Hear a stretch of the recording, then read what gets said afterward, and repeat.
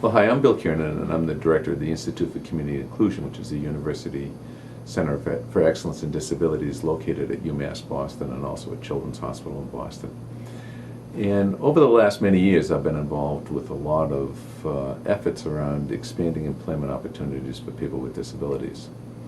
What's been interesting to me is a number of factors that are changing, and it may seem odd at this point to be talking about getting people with disabilities into employment when we have an unemployment rate that looks at 8 and 9% in many states.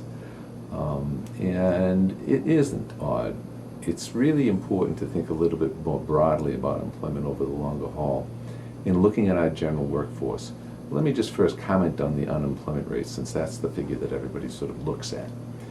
And an unemployment rate is really a pretty useless number. It doesn't tell you much about anything, because there's a lot of people who aren't necessarily working in jobs who get discouraged and they leave jobs, and they're not counted in that number. So basically you've got a number that doesn't tell us much. There's a much better number that I think we ought to look at, and that's the number what we call workforce participation rates or labor force participation rates, and that's generally the number of persons who in the population are engaged in work.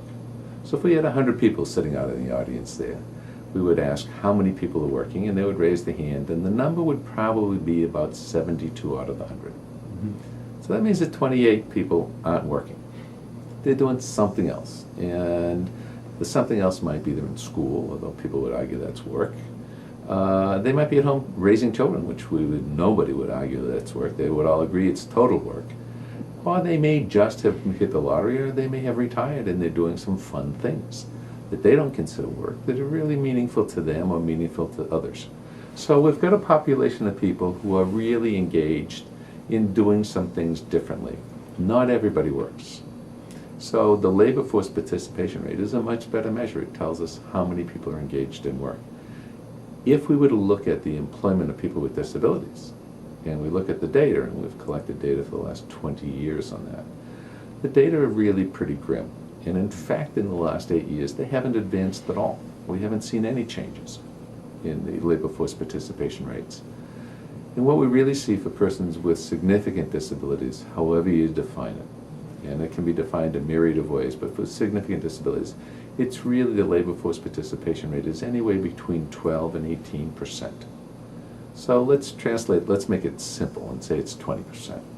That means that 1 out of every 5 persons with disabilities are working. Now, why is that a big issue? It's a big issue because the major challenge for people with disabilities is poverty and isolation.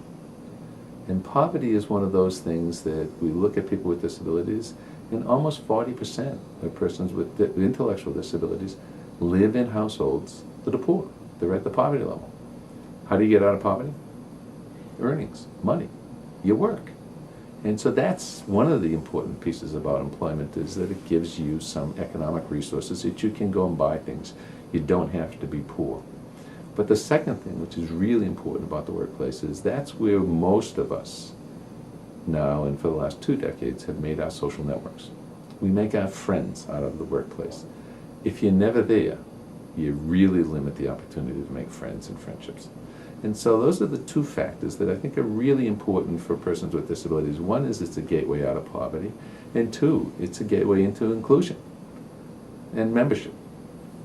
So now that we've established the idea that employment is an okay thing to do, the question becomes, so what are we going to do about it? And how are we going to change that number from 20% or 15%, 14%, or whatever it is, and it varies by different groups of people.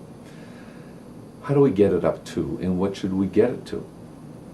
And if you really believe that people with disabilities ought to have the same opportunities that everybody else does, then why don't we just take that labor force participation number and use that? So it's a little bit like a GPS. Many of us have GPSs, and the most essential element of a GPS is you got to be able to punch in a destination. You got to have a place to go. And if you don't have a place to go, it doesn't work for you. So let's take our place to go in employment of people with disabilities. If we agree it's important and it's a gateway out of poverty and it's a gateway to friendships in part, not the only way, but certainly a big one, that we take the labor force participation rate of 72.9% because we think that people with disabilities ought to have the same opportunities, that's the outcome. That's what we really want to look at. So now our target goal is that. And so the question is, how do we get to that target goal when we get a so-called unemployment rate of 8%? Two things. One is that unemployment rate is going to change because the demographics in the U.S. The older worker makes up a disproportionate size of the workforce, and they're going to step out and they're going to retire. And two things happen. One is it's going to put a demand on services because they're going to purchase services. And then the second one, which is equally interesting, is that the older worker who stays in the job over a longer period of time acquires things called health conditions, who, if we put them at age 30, we'd call them disabilities. You know, I didn't always wear glasses. And as my kids would always say, I remember it better than I do now, which is probably not true, but anyway, that sort of stuff. And so I acquire some limitations that in my workplace I make accommodations for. And those accommodations aren't terribly different than the accommodations you make for persons with disabilities who maybe don't see so well, don't hear so well, or have some memory issues like me. And so when you talk about it, the fix is relatively straightforward, and it fits the entire workforce. So as you sell that concept to industry, industry begins to see that in fact accommodating people with disabilities is good also for accommodating an older workforce that they desperately want to keep in some instances, not in all, but in some instances.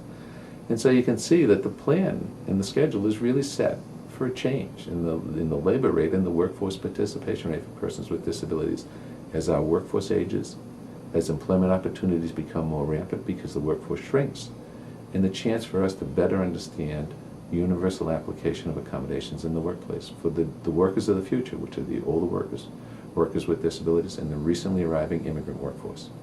So that's my take on employment for the future. Well, thank you very much.